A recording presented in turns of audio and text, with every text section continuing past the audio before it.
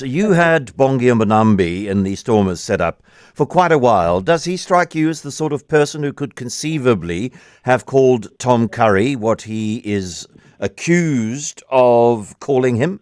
No, there's a short answer. Bongi, we used to call him an angry little man, and he's a warrior, and he's a fighter, but there's never been he's just never been a chirper or had any sort of racial undertones and whatsoever. So I'd be gobsmacked. He's just not his paradigm, It's just not. He wants to destroy people physically. I've even never known him as a sledger, even nothing like that. He's just a competitor, physical competitor. So I'm very surprised by that, I must say. We've spoken about Rugby World Cup twice, once before the quarterfinal, once before the semi-final, and in each of those conversations you were confident that not only would the Boks win the match of the weekend coming, but that they would also win Rugby World Cup.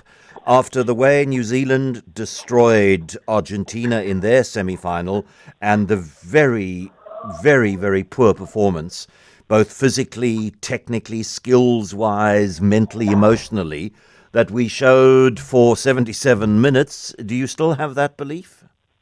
Probably getting a little bit more worried than I was. But yes, and I'll go back to the normal reason, the one Mr. Oxen chair.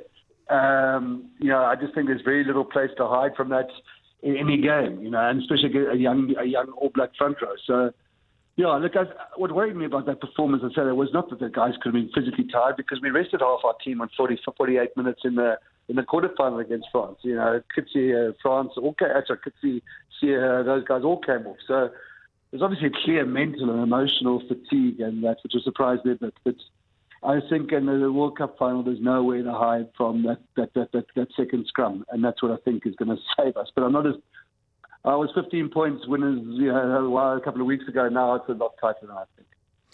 And I've no idea what conversations are being had around the team selection, but given Oxenshare's destructive powers in the scrum, would you be tempted to start him? Would you look at the weather and say, if it's wet, we start with Andre and bring Marnie on?